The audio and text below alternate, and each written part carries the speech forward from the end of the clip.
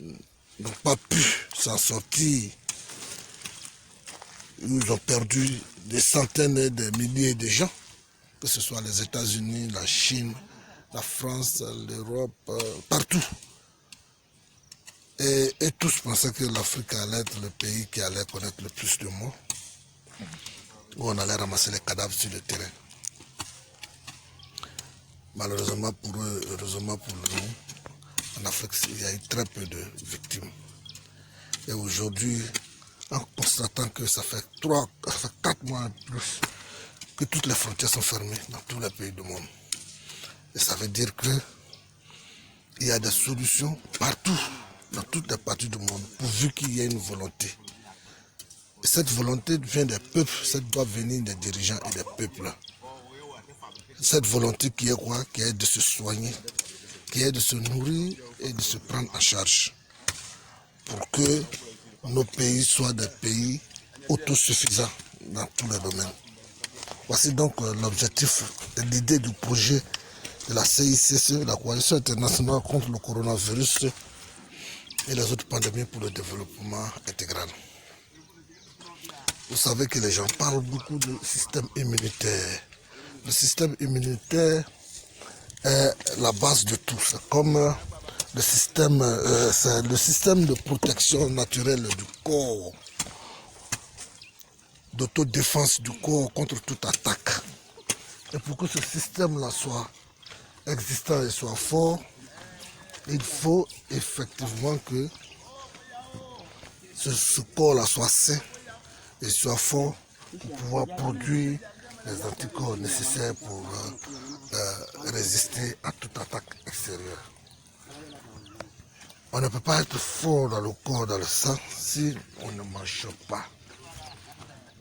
Si tu ne manges pas bien, si tu ne te nourris pas bien, si tu ne te loges pas bien, tu ne peux pas avoir une situation qui peut être suffisamment forte pour réussir à se protéger. Donc aujourd'hui, les Africains doivent se soigner, les Africains doivent se nourrir, les Africains doivent se développer, doivent s'autosuffire dans tous les sens. Ce n'est pas un retour à la terre que nous prenons, mais nous disons qu'il faut aller à l'élémentaire.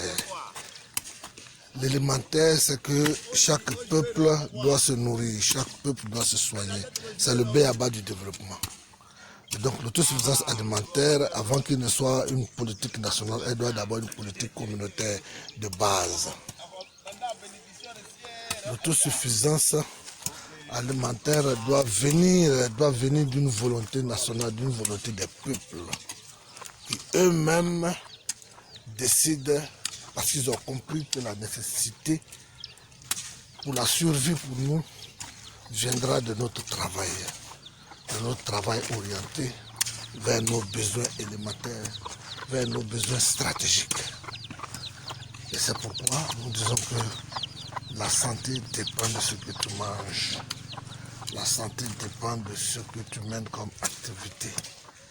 Et à travers ces activités-là, aujourd'hui, quand on regarde tous les mois passés, à travers les villes et villages, frontières fermées, certains se sont mis à pleurer. Mais nous avons dit que le premier soin, le premier remède contre le Covid, c'était l'information. Et la CICC s'est battue pour informer, pour dire aux Africains que certes c'est une maladie grave, mais ce n'est pas une maladie insurmontable. Pourquoi? Et la maladie n'est pas insurmontable, mais seulement il faut avoir le moral. Et le moral vient d'abord de l'information, de ce que tu manges, de où tu dors, de où tu te réveilles, de ce que tu consommes, de ce que tu prends pour te soigner.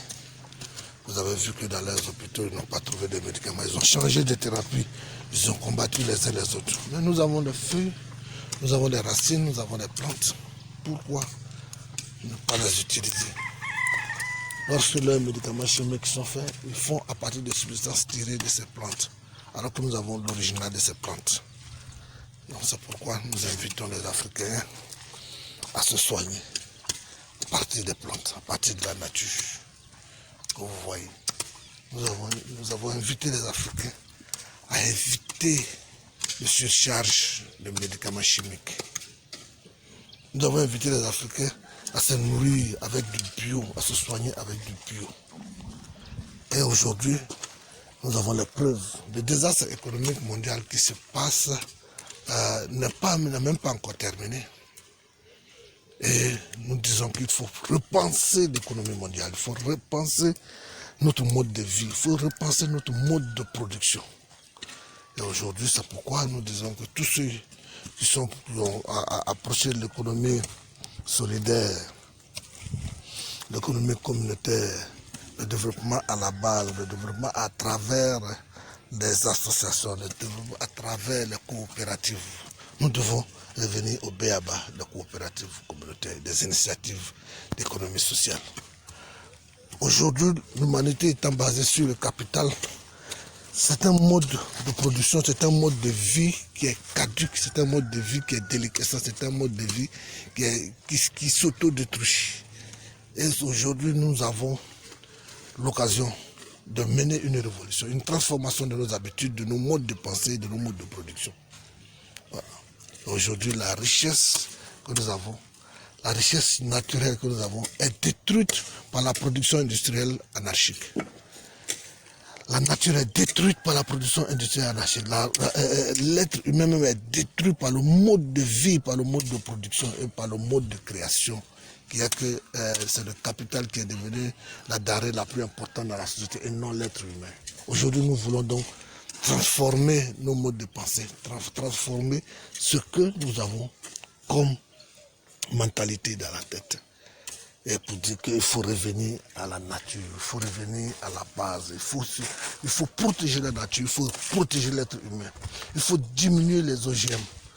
Les produits chimiques dans la nourriture, dans ce que nous plantons dans nos champs doivent cesser. Nous devons cesser de consommer des produits chimiques. Nous devons cesser de consommer, en tout cas, des produits dont nous ne connaissons même pas les origines. Ça, c'est la première base de la protection. Aujourd'hui, la maladie de Covid nous montre qu'effectivement, chaque peuple peut se prendre en charge. Et chaque peuple doit se prendre en charge. Nous avons une chance historique. Et c'est cette chance historique-là que la CICC veut transformer en opportunité, veut transformer en occasion de révolution, de transformation sociale, sociétale, de transformation profonde.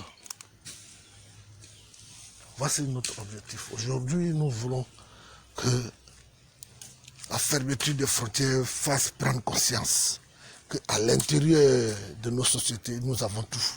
Et que nous n'avons même pas encore fini d'épuiser nos potentialités, nos capacités.